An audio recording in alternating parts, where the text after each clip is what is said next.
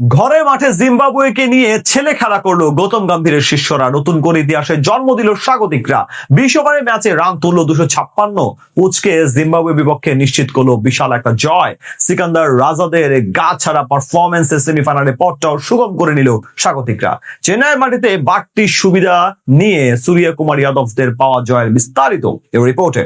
20 ওভারের ম্যাচে 250 রান, তাও আবার বিশ্বকাপের সুপার 8-এর মঞ্চে। স্বাগতিকদের বিপক্ষে এতটাই অসহায় ছিল সিকান্দার রাজার জিম্বাবুয়ে। অথচ এই দলটাই কিনা গ্রুপ পর্বে ছিল অপরাজিত, হারিয়েছিল শ্রীলঙ্কা, অস্ট্রেলিয়ার মতো দলকে। তবে সূর্য কুমার যাদবদের বিপক্ষে একেবারে গা ছাড়া ভাবে খেলেছে রোডেশিয়ানরা। হারলেই বিদায় অনেকটা নিশ্চিত ছিল হার্দিক পান্ডিয়া, জাসপ্রীত বুমরাদের। এমন ম্যাচেই কিনা টস ভাগ্যটা পক্ষে যায়নি স্বাগতিকদের। তবে টসে হেরেও ব্যাটিং পাওয়ায় মোটেই হতাশ হয়নি সূর্য কুমাররা, কেননা আগে ব্যাট করতে নেমে তারা দাঁড় করিয়েছে 256 রানের বিশাল সংগ্রহ।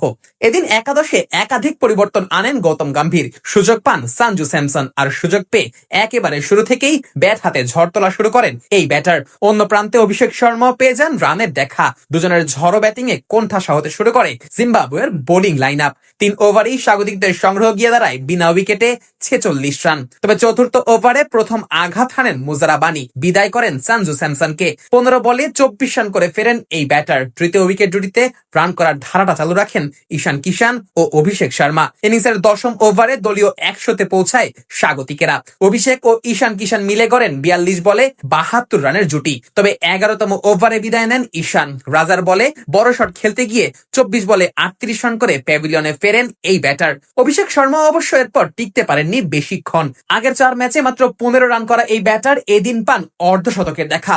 30 বলে তার ব্যাটে আসে 55 রান। অধিনায়ক সূর্য কুমার যাদব এদিন খেলেছেন ঝড়ো গতিতে। আউট হবার আগে 13 বলে সূর্য কুমার করেন 33 রান। পঞ্চম উইকেট জুটিতে রান তোলার দায়িত্ব নিজেদের কাঁধে তুলে নেন হার্দিক পান্ডিয়া ও তিলক ভার্মা। দুজনে মিলে জিম্বাবুয়ের বোলারদের তুলোধুনো করতে থাকেন। পঞ্চম উইকেট জুটিতে তাদের ব্যাটে আসে 84 রান, যার জন্য তারা বল খরচ করেন মাত্র 31টি। এই দুই ব্যাটারের ব্যাটে ভর করে শেষ পর্যন্ত 4 উইকেট হারিয়ে 256 রানের বিশাল সংগ্রহ দাঁড় করায় স্বাগতিকেরা, যা কিনা তাদের বিশ্বকাপ ইতিহাসে সর্বোচ্চ।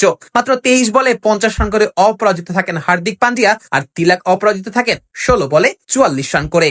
জবাবে ব্যাট করতে নেমে শুরু থেকেই দেখে শুনে খেলতে থাকে জিম্বাবুয়ে। বিশাল রানের চাপে উইকেট না হারালেও রান তোলার গতি বেশ ধীরেই ছিল রোডেশিয়ানদের। পাওয়ার প্লেতে তাদের ব্যাটে রান আসে বিনা উইকেটে 44। তবে পাওয়ার প্লের পরের ওভারেই বিদায় নেন মারুমানি। আকসার প্যাটেলের বলে ঈশান কিষানের হাতে ক্যাচ তুলে দেন এই ব্যাটার। তবে অন্য প্রান্ত থেকে ব্রায়ান বেনেট একাই লড়াই চালাতে থাকেন। আকসারের 1 ওভারে 2 ছক্কা আর 1 চার হাঁকান এই ব্যাটার। 34 বলে ব্যক্তিগত অর্ধশতকেও পৌঁছান বেনেট। তবে দ্বিতীয় উইকেটে মায়ার্স বিদায় নিলে সিকান্দার রাজাকে সাথে নিয়ে পরাজয়ের ব্যবধান কমাতে থাকেন এই ব্যাটার।